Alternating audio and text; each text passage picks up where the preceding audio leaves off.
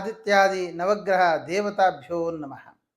ಎಲ್ಲ ವೀಕ್ಷಕರಿಗೆ ಪ್ರತಿ ತಿಂಗಳು ನಾನು ನಿಮಗೆ ಒಂದಲ್ಲ ಒಂದು ರೀತಿಯಾದಂತಹ ಮಾಸಕ್ಕೆ ಸಂಬಂಧಪಟ್ಟ ಹಾಗೆ ನಾವು ಏನು ಮಾಡಬಹುದು, ಏನು ಮಾಡಿದರೆ ಒಳ್ಳೆಯದಾಗುತ್ತೆ ಅಂತ ತಿಳಿಸ್ತಾ ಬರ್ತಾ ಇದ್ದೇನೆ. ಈ ಫೆಬ್ರವರಿ ತಿಂಗಳಲ್ಲಿ ವಿಶಿಷ್ಟವಾದ ದಿವಸ ಏನು ಅಂತ ಹೇಳಿದ್ರೆ, ಕೃಷ್ಣದೇವರಾಯನಂತಹವನಿಗೆ ಬಂದಂತಹ ಕುಹಯೋಗವನ್ನು ಪರಿಹಾರ ಮಾಡಿದ ದಿವಸ ಈ ತಿಂಗಳಲ್ಲಿ ಬರಲಿಕ್ಕಿದೆ. ಹಾಗಾದರೆ ನಮ್ಮ ದಾರಿದ್ರ್ಯವನ್ನು, ನಮ್ಮ ಎಲ್ಲ ವಿಧವಾದ ಅನಾರೋಗ್ಯಗಳನ್ನು ಪರಿಹಾರ ಮಾಡಿಕೊಳ್ಳಬಹುದಾದಂತಹ ದಿವಸವೂ ಈ ಮಾಸದಲ್ಲಿ ಸೇರಿಕೊಂಡಿದೆ.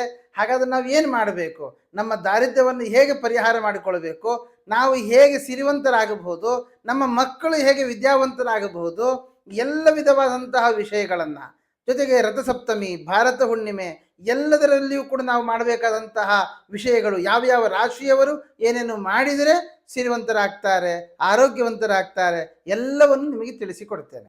ಹಾಗೆ ಮಹಾಕುಂಭಮೇಳ ನಡೀತಾ ಇದೆ, ತ್ರಿವೇಣಿ ಸಂಗಮದಲ್ಲಿ ನಡೀತಾ ಇದೆ. 12 ರಾಶಿಯವರು ಯಾವ ಸಂದರ್ಭದಲ್ಲಿ ಹೋಗಿ ಸ್ನಾನ ಮಾಡಬೇಕು, ಸಂಕ್ರಮಣಾದಿಗಳಲ್ಲಿ, ವ್ಯತಿಪಾತಾದಿಗಳಲ್ಲಿ, ಹಾಗಾದರೆ ಯಾವ ರಾಶಿಯವರು ಯಾವಾಗ ಸ್ನಾನ ಮಾಡಬೇಕು ಅನ್ನೋದನ್ನು ಕೂಡ ನಿಮಗೆ ತಿಳಿಸಿಕೊಡ್ತೇನೆ. ಮಿಥುನ ರಾಶಿ. ಮಿಥುನ ರಾಶಿಯವರಿಗೆ ಲಗ್ನದಲ್ಲಿ ಕುಜ, ಲಗ್ನೇ ಕುಜೆ ಕ್ಷರತನು ಧನಗೆ ಕದನ್ನಹ ಅಂತ ಹೇಳುವಂತಹ ಫಲದ ಪ್ರಕಾರ ಅಧಿಕವಾದ ಸಿಟ್ಟು ಬರುತ್ತೆ. ಸ್ವತಃ ಬುಧ ಅಧಿಪತ್ಯ ಇರತಕ್ಕಂತಹ ರಾಶಿಯವರಿಗೆ ಸಿಟ್ಟು ಬರೋದು ಬಹಳ ಕಡಿಮೆ, ಆದರೆ ಸಿಟ್ಟು ಜಾಸ್ತಿ ಆಗುತ್ತೆ ಈ ಮಾಸ. ಆ ಕುಜನ ಒಂದು ಯೋಗದಿಂದ ಚಿಕ್ಕ ಚಿಕ್ಕ ವಿಷಯಕ್ಕೂ ನಮಗೆ ಸಿಡುಕುತನ, ಸಿಟ್ಟು, ಜೊತೆಗೆ ಈ ಲಾಭಾಧಿಪತಿ ಮತ್ತು ಷಷ್ಠಾಧಿಪತಿ ಆಗಿರೋದ್ರಿಂದ ಒಂದು ಆರೋಗ್ಯದ ವಿಷಯಕವಾಗಿ ಏನೇ ನಮ್ಮ ದೇಹ ನಮಗೆ ಸಹಕರಿಸ್ತಾ ಇಲ್ಲ ಅನ್ನೋದೇ ನಮಗೆ ದೊಡ್ಡ ಕಿರಿಕಿರಿಯನ್ನು ಉಂಟು ಮಾಡಿಬಿಡುತ್ತೆ. ಆದ್ದರಿಂದ ಆರೋಗ್ಯದ ಕಡೆ ಗಮನ ಇರಲಿ.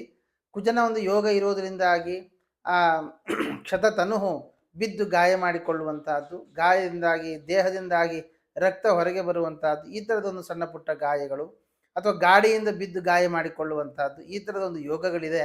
ಸ್ವಲ್ಪ ಜಾಗೃತರಾಗಿರಿ. ಕುಜ ಲಗ್ನದಲ್ಲಿ ಬಂದದ್ದರಿಂದ ಆ ಒಂದು ಯೋಗಗಳನ್ನು ಸ್ಪಷ್ಟಪಡಿಸಬಹುದು.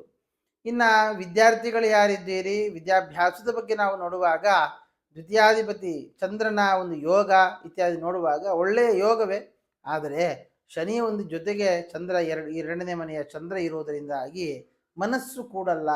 ನಾವೆಷ್ಟು ಓದಬೇಕು ಅಂತ ಅಂದ್ಕೊಂಡ್ರು ಮನಸ್ಸು ಕೇಳೋಲ್ಲ, ಮನಸ್ಸೇ ನಮ್ಮ ಮಾತು ಕೇಳೋಲ್ಲ ಅಂತ ಅನಿಸುತ್ತೆ. ಮನಸ್ಸು ಯಾವತ್ತೂ ನಮ್ಮ ಮಾತು ಕೇಳೋಲ್ಲ, ಆಯಿತಾ. ನಮ್ಮ ಮಾತು ಮನಸ್ಸು ಕೇಳುವ ಹಾಗೆ ಮಾಡಬೇಕು. ಮನಸ್ಸಿನ ಮಾತು ನಾವು ಕೇಳ್ತಾ ಹೋದರೆ ನಮ್ಗೆ ಯಾವಾಗಲೂ ಅನಿಸೋದು ಹಾಗೇನೆ, ಮನಸ್ಸು ಮಾತು ಕೇಳ್ತಾ ಇಲ್ಲ, ಮನಸ್ಸು ಮಾತು ಕೇಳ್ತಾ ಇಲ್ಲ ಅಂತ.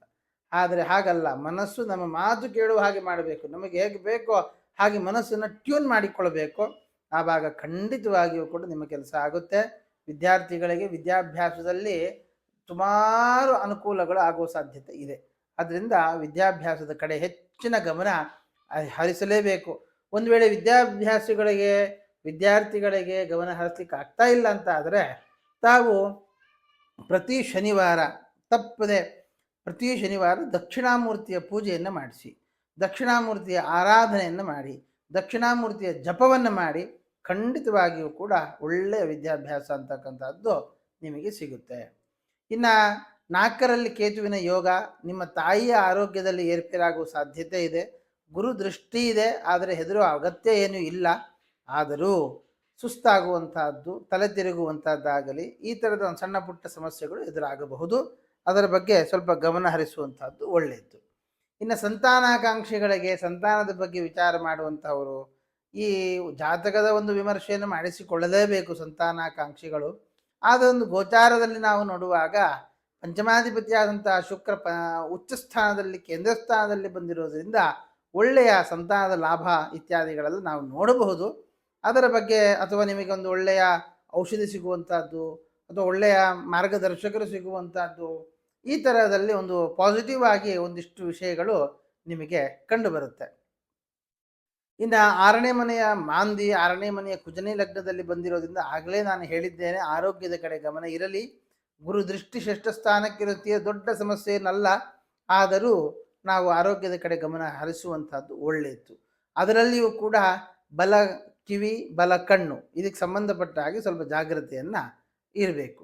ಇನ್ನು 8ರಲ್ಲಿ ರವಿ ಬುಧರ ಯೋಗ, ಅಣ್ಣ ತಮ್ಮಂದಿರ ಮಧ್ಯೆ ಸ್ವಲ್ಪ ಭಿನ್ನಾಭಿಪ್ರಾಯಗಳು ಬರುವಂತಹದ್ದು. ಅದು ಗಾಡಿಗೆ ಸಂಬಂಧಪಟ್ಟದ್ದಾಗಬಹುದು ಅಥವಾ ಜಾಗಕ್ಕೆ ಸಂಬಂಧಪಟ್ಟದ್ದಾಗಬಹುದು. ಅಥವಾ ತಾಯಿಯ ವಿಷಯಕ್ಕೆ ಸಂಬಂಧಪಟ್ಟದ್ದಾಗಬಹುದು. ಒಂದಿಷ್ಟು ಭಿನ್ನಾಭಿಪ್ರಾಯಗಳು ಅಣ್ಣ ತಮ್ಮಂದಿರ ಮಧ್ಯದಲ್ಲಿ ಬರುತ್ತೆ. ತಂದೆಯ ಆರೋಗ್ಯದಲ್ಲಿ ಏರುಪೇರಾಗುತ್ತೆ, ಅದರಿಂದಾಗಿ ಒಂದಿಷ್ಟು ಮನಸ್ಸಿಗೆ ಘಾಸಿ ಆಗುತ್ತೆ. ಆದ್ದರಿಂದ ತಂದೆಯ ಆರೋಗ್ಯದಲ್ಲಿ, ತಾಯಿಯ ಆರೋಗ್ಯದಲ್ಲಿ, ಅದರಿಂದಾಗಿ ನಿಮ್ಮ ಮಧ್ಯದಲ್ಲಿ ವೈಮನಸ್ಯಗಳು ಬರುವಂತಹದ್ದು ಸಾಧ್ಯತೆಗಳೆಲ್ಲ ಇದ್ದಾವೆ. ಇನ್ನು 9ರಲ್ಲಿ ಚಂದ್ರ ಶನಿಗಳ ಯೋಗ, ಅದರಿಂದ ಭಾಗ್ಯಸ್ಥಾನ ತುಂಬ ಚೆನ್ನಾಗಿದೆ, ಅದು ಪಿತೃಸ್ಥಾನವೂ ಹೌದು. ಆದ್ದರಿಂದ ಪಿತೃಕಾರಕನು 8ರಲ್ಲಿರೋದ್ರಿಂದಾಗಿ ದೋಷ, ಆದರೆ ಪಿತೃಸ್ಥಾನ ಶುದ್ಧವಾಗಿ ಚೆನ್ನಾಗಿರೋದ್ರಿಂದ ಏನು ತೊಂದರೆ ಅಂತೇನು ಕಾಣಿಸ್ತಾ ಇಲ್ಲ. ಆದರೂ ಪಿತ್ತಾಂಶ ಜಾಸ್ತಿಯಾಗಿ ಪಿತ್ತಾಂಶದಿಂದಾಗಿ ಆಗಬಹುದಾದ ಸಮಸ್ಯೆಗಳು ಎದುರಾಗುತ್ತೆ. ಇನ್ನು ಕೆಲಸ ಮಾಡ್ತಾ ಇರುವಂಥವರಿಗೆ ಕೆಲಸದ ಲಾಭ ಇತ್ಯಾದಿಗಳು, ಕೆಲಸದಲ್ಲಿ ಪ್ರಮೋಷನ್ ಸಿಗುವಂಥದ್ದು ಅಥವಾ ಹೈಕ್ ಸಿಗುವಂತಹದ್ದು, ಇದೆಲ್ಲವೂ ಕೂಡ ಯೋಗಗಳಿದ್ದಾವೆ. ಇನ್ನು ಕೆಲಸವೇ ಇಲ್ಲ ಅನ್ನುವವರಿಗೂ ಕೂಡ ಕೆಲಸ ಸಿಗುವ ಸಾಧ್ಯತೆಗಳಿದೆ. ಆದರೆ ರಾಹುವಿನ ಒಂದು ಅಡಚಣೆ ಇರೋದರಿಂದ ಇನ್ನೊಂದಿಷ್ಟು ನಾವು ಅಪ್ಡೇಟ್ ಆಗಬೇಕಾದಂತಹ ಪ್ರಸಂಗಗಳು, ನಮ್ಮನ್ನು ನಾವು ಸರಿಪಡಿಸಿಕೊಳ್ಳುವಂಥದ್ದು ಇದೆ. ಆದ್ದರಿಂದ ಈ ಮಿಥುನ ರಾಶಿಯು ನಮ್ಮನ್ನು ನಾವು ಸರಿಪಡಿಸಿಕೊಳ್ಳುವಂಥ ಕೆಲಸವನ್ನು ಮಾಡಿ ಖಂಡಿತವಾಗಿಯೂ ಕೆಲಸದಲ್ಲಿಯೂ ಕೂಡ ಲಾಭವನ್ನು ನೀವು ಕಾಣಬಹುದು. ಇನ್ನು ಲಾಭಾಧಿಪತಿಯಾಗಿರತಕ್ಕಂತಹ ಕುಜನೇ ಲಗ್ನದಲ್ಲಿ ಬಂದದ್ದರಿಂದ ಹಣಕಾಸಿನ ಲಾಭದ ವಿಷಯದಲ್ಲಿ ಏನು ತೊಂದರೆ ಇಲ್ಲ, ಹಣಕಾಸಿಗೆಲ್ಲ ಅನುಕೂಲಗಳೆಲ್ಲ ಇದ್ದಾವೆ, ಏನು ಹೆದರು ಅಗತ್ಯ ಇಲ್ಲ. ವ್ಯಯದಲ್ಲಿ ಗುರು ಬಂದದ್ದರಿಂದ ಸ್ವಲ್ಪ ದೇವತಾ ಕಾರ್ಯಗಳು, ದೇವರ ಪ್ರಾರ್ಥನೆ ಮಿಥುನ ರಾಶಿಯವರಿಗೆ ಬೇಕು. ನಾವು ಮಾಡ್ತಾನೆ ಇದ್ದೇವೆ ಸ್ವಾಮಿ ಅಂತ ತಾವೆಲ್ಲ ಅಂದ್ಕೊಂಡ್ರಿ ಅಂತ ಆದರೆ ಇನ್ನೂ ಸ್ವಲ್ಪ ಮಾಡಿ. ಯಾಕೆಂದರೆ ಕೆಲವೊಮ್ಮೆ ನಾವು ಮಾಡುವಂಥದ್ದು ಕಡಿಮೆ ಆಗ್ಬೋದು, ಕೆಲವೊಮ್ಮೆ ಜಾಸ್ತಿ ಆಗ್ಬೋದು. ದೇವತಾ ಪ್ರಾರ್ಥನೆಗಳು ಜಾಸ್ತಿ ಆದರೂ ಪರವಾಗಿಲ್ಲ, ಕಡಿಮೆ ಆಗಬಾರ್ದು. ಆದ್ದರಿಂದ ಪ್ರತಿನಿತ್ಯ ಒಂದು ಕೃಷ್ಣ ಮಂತ್ರದ ಜಪ ಮಾಡುವಂಥದ್ದು, ಅಥವಾ ವಾರಕ್ಕೊಮ್ಮೆ ದೇವಸ್ಥಾನಕ್ಕೆ ಹೋಗಿ ಆಂಜನೇಯ ಸ್ವಾಮಿಯ ದರ್ಶನ, ಶ್ರೀನಿವಾಸ ದೇವರ ದರ್ಶನ ಶನಿವಾರ ಮಾಡ್ತಾ ಬರುವಂತಹದ್ದು, ಹೀಗೆ ನೀವು ಮಾಡ್ತಾ ಬಂದ್ರಿ ಅಂತ ಆದರೆ ಅದರ ಜೊತೆಗೆ ಮನೆಯಲ್ಲಿ ತುಳಸಿ ಪೂಜೆ, ಮನೆಯಲ್ಲಿ ದೀಪ ಹಚ್ಚುವಂಥದ್ದು, ಈ ಎಲ್ಲ ಕೆಲಸವನ್ನು ಮಾಡಿ. ಕಾರಣ ಮನೆಯಲ್ಲಿರ್ತಕ್ಕಂಥ ಮಡದಿ ದೀಪ ಹಚ್ಚದೇ ಹೋಗುವಂಥದ್ದು, ತುಳಸಿ ಪೂಜೆ ಮಾಡದೇ ಇರುವಂತಹದ್ದು, ಹೀಗೆಲ್ಲ ಮಾಡ್ತಾ ಬಂದರು ಅಂತ ಆದರೆ ಗಂಡ ಎಷ್ಟೇ ಸಂಪಾದನೆ ಮಾಡಿದ್ರು ಅದು ಉಳಿಯೋದಿಲ್ಲ. ಆದ್ದರಿಂದ ನಾವು ಅದನ್ನೆಲ್ಲ ಮಾಡಬೇಕು. ಹೀಗೆ ಮಿಥುನ ರಾಶಿಯವರಿಗೆ ಒಟ್ಟಾರೆ ಏನೇನು ಮಾಡಬಹುದು, ಏನು ಪರಿಹಾರ ಮಾಡಿದರೆ ಅನುಕೂಲ ಆಗುತ್ತೆ ಅನ್ನೋದನ್ನೆಲ್ಲ ತಿಳಿಸ್ತಾ ಬಂದಿದ್ದೇನೆ.